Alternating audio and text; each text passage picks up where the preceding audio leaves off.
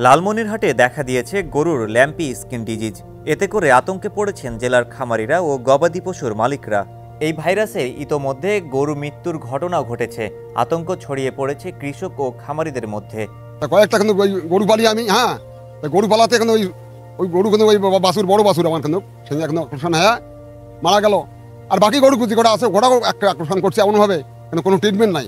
এর ইতিমধ্যে 3টে গরু আমার বড় ভাইয়ের মামার মারা গেছে, কয়েকদিন আগে মারা গেছে।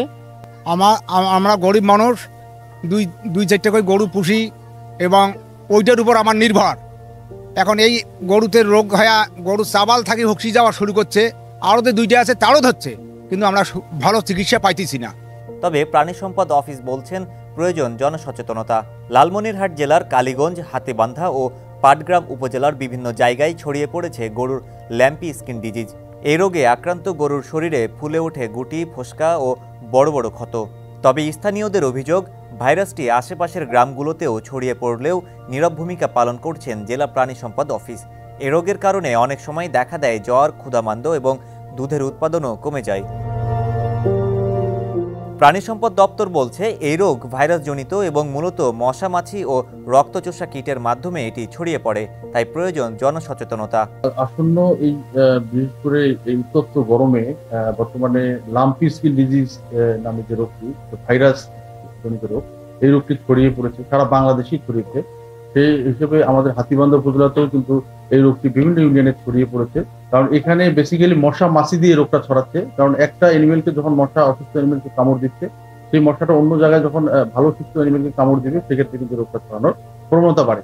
আতঙ্কিত হওয়া যাবে না। অসুস্থ অ্যানিমেল যদি হয়, সাথে সাথে এটা আলাদা করে রাখতে হবে, আলাদা করে এটা চিকিৎসা ব্যবস্থাপনা আমাদের প্রাণী সম্পদ অফিসের তত্ত্বাবধানে নিতে হবে। আপনারা দ্রুত পশু হাসপাতালে নিয়ে আসবেন অ্যানিমেলটাকে, আমরা এখানে চিকিৎসা দেবো। পাশাপাশি আমার 6টি ভেটেরিনারি মেডিকেল টিম কিন্তু আমার পুরা উপজেলায় কাজ করছে। এরা কিন্তু বিভিন্ন জায়গায় আমার যে 4 জন করে সদস্য আছে এই টিমে, এরা মনিটরিং করছে এবং কোথায় কোথায় সমস্যা হচ্ছে এই অনুযায়ী কিন্তু তারা বিভিন্ন চিকিৎসা পরামর্শ দিচ্ছে। এবং আমার ভেটেরিনারি সার্জন, আমার ভেটেরিনারি ফিল্ড অ্যাসিস্ট্যান্ট এবং পাশাপাশি আমার যে ভ্যাকসিনেটর, আমার এলএসপি, এরা কিন্তু এই টিমের সদস্য, এই টিমে কাজ করছে। পাশাপাশি আমিও পুরো উপজেলা মনিটরিং করছি। মাঠের অলরাউন্ডার আমি, আর ঘরের অলরাউন্ডার টাইলক্স।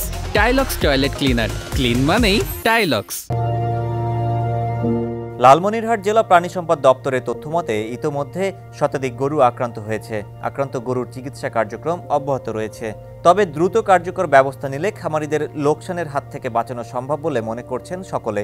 সংক্রমণ রোধে প্রশাসনের পাশাপাশি সাধারণ খামারিদেরও সচেতন হতে হবে, এমনটাই মত সংশ্লিষ্টদের।